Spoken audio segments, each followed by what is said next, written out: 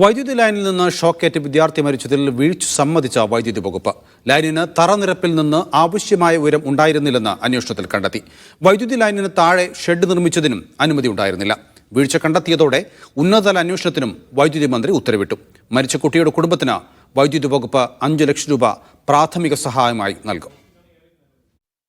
അപകടത്തിന് പിന്നാലെ electrical ഇൻസ്പെക്ടറേറ്റിനെയും deputy chief എഞ്ചിനീയറെയും അന്വേഷണത്തിനായി വൈദ്യുതി മന്ത്രി ചുമതലപ്പെടുത്തി.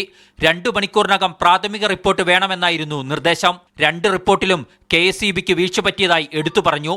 ഇതോടെ വീഴ്ച പറ്റിയതായി തുറന്നു സമ്മതിച്ചു വൈദ്യുതി മന്ത്രി K. കൃഷ്ണൻകുട്ടി.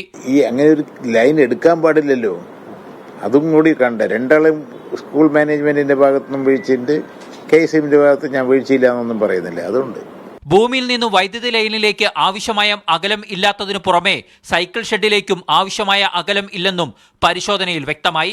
4.6 ആണ് നിയമപ്രകാരം വേണ്ടത്, 4.28 ഉള്ളൂ. അതാണ് ഗ്രൗണ്ട് ക്ലിയറൻസിന്റെ ഒരു വീഴ്ചയുണ്ട്, മീറ്റർ. പിന്നെ അതുപോലെ ഷീറ്റ് ലൈനിനടിയിൽ യാതൊരു നിർമ്മാണ പ്രവർത്തനവും നടത്താൻ പാടില്ല എന്നാണ്. അപ്പം അത് ആ ഒരു വയലേഷൻ അവിടെ ഉണ്ടായിരുന്നു. സ്കൂൾ അധികൃതർ ഈ ലൈൻ അടിയിൽ ഈ നിർമ്മാണ പ്രവർത്തനം നടത്തിയതിന് അനുമതിയൊന്നും വാങ്ങിയിട്ടില്ല. സൈക്കിൾ ഷെഡ് നിർമ്മിച്ചത് അനുമതി തേടാതെയാണെന്നും കണ്ടെത്തി. ഇത് സ്കൂൾ അധികൃതരുടെ ഭാഗത്തു നിന്നുള്ള വീഴ്ചയാണ്.